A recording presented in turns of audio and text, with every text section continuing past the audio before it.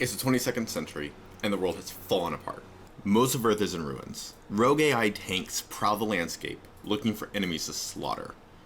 Abominations and mutants go to war with each other, totally unfazed by human casualties. In the midst of it all, there's you, an operative from one of Delphi's prestigious labs, gifted with obscene technologies, ready to save the world. Hello, my name's Daniel Burrow, and in this video I'm going to familiarize you with creating characters in Retroscape. Retroscape is a pen and paper role-playing game set in a jazzy post-apocalyptic world. The metropolis of Delphi is one of the only major cities left on Earth, protected by lab operatives. While the rest of the world has turned against science, you have been entrusted with the task of using insanely advanced technology to protect the planet. There are 9 major labs for you to choose from, each with access to a specific form of technology. Or you can play a freelancer, a person that has no affiliation with the labs, but takes on missions nonetheless. Today, my character is going to be a member of Core Plus. Core Plus is a new lab. They're the punks. They embed electrical generators into their own nervous system, something they call armatures, in order to power prosthetic limbs and other combat systems. They're basically the ultimate walking tank. Let's get started. Now there are a few things that you're going to need when you go to make a character. All of our materials are online, but if you happen to have the book, then that can be useful. I just so happen to have a printout of our Core Plus document, so I'm going to be playing Core Plus today. That's what I'm going to be using. You can also get our book online at retroscaperpg.com. You can go there and you can get our documents and just print them out for yourself, or you can build the character entirely online using our documents and PDF fillable character sheet. Speaking of character sheet, that's the other thing you need. Here is a fresh character sheet. I have it front and back. You'll need a writing utensil and then some dice. Now, what we generally recommend is 5d12s and 5d20s. We're going to get started with attributes. Now, I've already filled in a 1 on each attribute because every attribute is going to start at 1. Next, I need to pick which attributes I'm going to fill in as my starting character. I get 5 points to distribute, and the maximum that any one stat can be at is 3. As a Core Plus, Brawn is definitely going to be my main stat. I really want to be upfront, personal, and in combat. After that, I think Intellect. Next, I think we're going to do Wisdom. Wisdom is a really useful attribute for making sure that you have momentum and that you are able to get into the combat quickly and that you're aware of your surroundings. I think that's going to be useful for me. I might skip out on Social. And I'm going to put that point up into Brawn. That way I have a full 3 points in Brawn. Now, Dexterity, if I want to avoid getting hit, that sounds useful too. So I'm going to put a point in that. Now that I have the attributes done, I'm just going to fill in my resists. If an enemy is trying to hit me or do something that would target one of my stats, I'm going to use a resist for that. For a resist, it's just going to be whatever number I have in there times 3. Now here's a couple other little things I can fill in. The sheet says I have a combat score of 0, my speed is 10, my default momentum is just going to equal my wisdom score.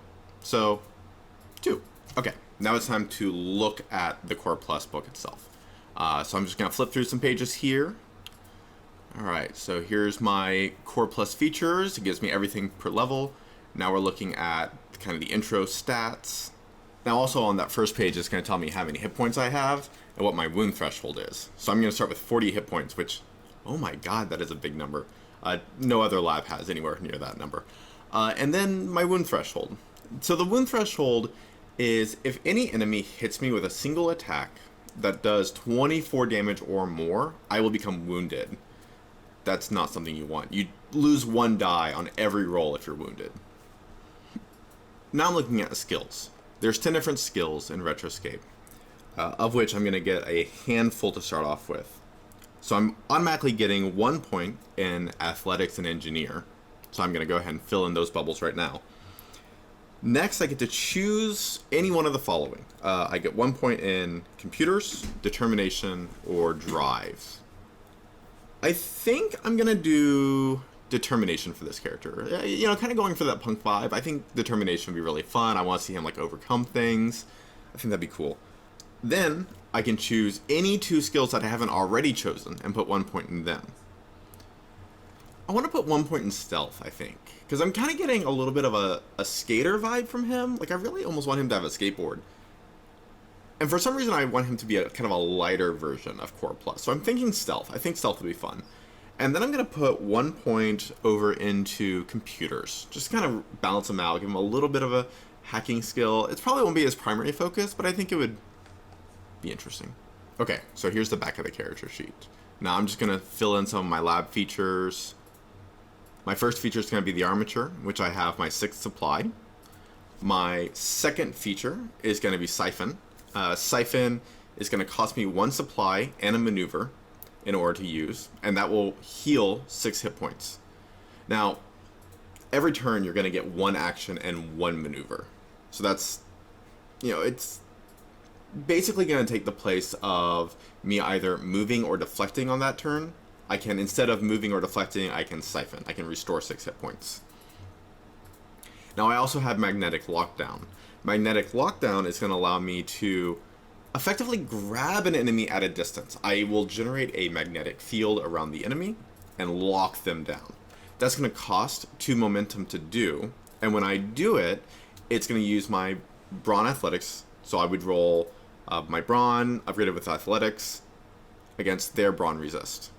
If I succeed, they're magnetic lockdown, range grab. It really is kind of the shutdown system for a tank. Okay, now we're going to look at gear. Just for ease, I'm going to take the intro recommended starting gear. It has a sledgehammer and an auto rifle, which normally would be really cool for Core Plus. Doesn't quite fit my character, but you know what? We're going to go with it. Big punk skateboard sledgehammer sounds great. All right, so I'm going to go over to the action number 1, and I'm going to fill in a sledgehammer. Now here I'm going to write in my successes. This is how much damage I'm going to deal for each success that I roll. The sledgehammer has no range. For the number of d12s that I need to roll, it's going to be 3 due to my brawn and 0 due to my combat score. If I had any combat score, I would upgrade that. So it would instead be 2 d12s and 1 d20. So that's 3 dice total based on my brawn with 1 upgraded due to my combat score. Now I'm going to fill in my auto rifle. So this is going to be useful at a range. I'm not quite as good at it, but, when in a pinch. So that's going to be based on my dexterity. So it'll be 2 d12s, and neither of them will be upgraded to d20s. Normally you get combat at 2nd level. There's some ways to play with combat, get it earlier, but most of the time you're going to get it at 2nd level. Let's fill in our defense. I'm wearing heavy leathers, which is going to give me a 2 armor rating. So I'm just going to fill in 2 here. Now it also gives me a maximum of 3 wisdom and 3 dexterity. So I'll put in 3 as my max. That doesn't really affect me right now since my wisdom is only a 2 and my dexterity is only a 2. So the leathers aren't going to restrict me at all. If I was better at those things, the leathers might restrict me. If I was wearing a heavier set of armor, the maximums would be lower and I may not be able to use my dexterity and wisdom to their fullest. Now I just add those things up and I get my defense, a 6. Not too bad. I also am carrying a shield. The shield has a 3 deflection, so when I spend my maneuver to deflect, I will have a 9 defense for that round. Let me look through the Core Plus specialties now. So at first level, I get 1 specialty for me to choose from. So I'm looking through, there's 4 different first level Core Plus exclusive specialties I can get.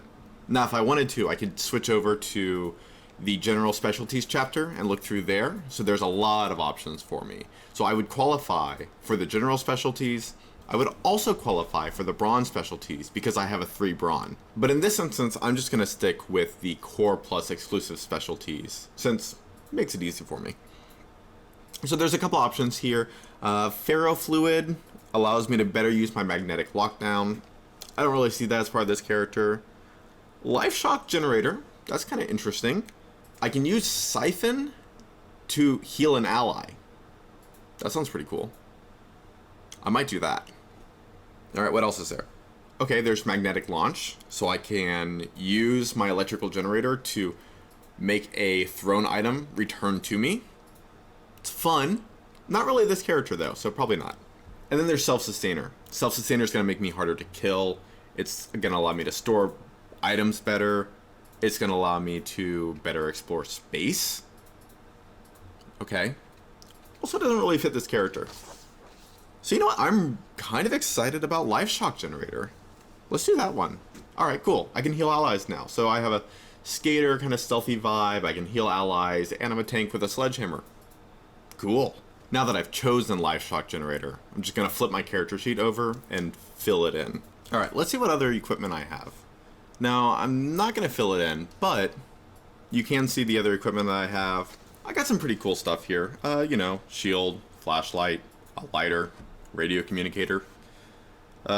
Only 3 credits though, so not wealthy yet. So I'm going to go ahead and put 3 credits here. I don't have anything in the bank. And now my max slots, I'm starting with 12 slots of gear. And I have 3 brawn. So 3 brawn, I have 18 slots. So I could add 6 more slots worth of equipment, and I'd be okay. The final big choice when making this character is going to be my implants. So implants are certain upgrades that I've done to my armature system to make me really stand out and be unique. What I'm looking at is a couple different options here. So as a first level core plus, I can choose electric bolt, so I can shoot people with lightning. I don't know, is that force powers? I can do electrical divert. So if an enemy or if an ally gets hit with electricity, I can pull that energy towards me. That's cool. I don't know if it'll come up that often, so I don't know. I'm not feeling that one. External battery. That gives me more siphon abilities. I do like that. I think this character is going to be pretty heavy on siphon since he's kind of focusing with the Life Shock Generator on kind of a healer. We'll see. Overclock. Overclock allows me to increase my own damage pretty substantially. Unfortunately, it costs armature supply, so I don't know. I think that would wrestle for my armature supply. I'm gonna skip that one. Quick lockdown. Okay, I can use magnetic lockdown for only 1 momentum. So you gain 1 momentum every turn. So this would effectively let me use quick lockdown once a turn, which is a lot. Okay, so this one's quick siphon. Quick siphon allows me to use my siphon lab feature as a free interaction once per turn. That seems pretty cool. So effectively I could siphon and deflect in the same turn. That way I'm not sacrificing my defense or a heal. That seems like a pretty good trade-off. Then we have recharge. Recharge allows me to gain 1 supply during every breather. And then I also get to roll, and if I succeed, I get additional supply back. I really like that option. Yeah, I think external battery is cool, and I think that would fit my character, but I think I'm gonna go with quick siphon and recharge as my 2 first level implants. Okay, now that I've figured out which implants I want, I'm gonna switch back to my character sheet, flip over to the back, and put that under my lab abilities. Just some quick notes. I got quick siphon, I got recharge. Should be good to go. Now that I've picked my implants, my character is basically done. I'm just kind of shaping up. Now here I'm going to switch over to the front of the character sheet. I'm going to fill in my lab, core plus, pronouns, he, him, and features. So I think I'm looking at this character as being someone who has a lot of tattoos, the kind of spiky hair, the skateboarder look, kind of a, definitely like a punk. A lot of his clothes probably have spikes in them. Yeah, it seems fun to me. Now, my level and my experience are going to be 0. No, wait. My level's going to be 1. You can't have 0 with level. My character's going to be 1. And then as for a name, I don't know. Now that I filled in 0 so many times, I feel inspired by the word 0. Let's do Z0. Z0. That sounds fun. Yeah, I like it. Cool. Okay, so we have Z0, the punk skater guy. Alright, thanks for joining me. I have Z0 totally ready to go now, all statted out, and I am super ready to play. I'm really looking forward to his kind of upfront melee style while also being a little bit of a healer. He's almost like a sci-fi paladin of sorts. If you enjoyed this video, please like and subscribe, and join us at retroscaperpg.com. I'll have a link down in the description. Thank you very much. Bye.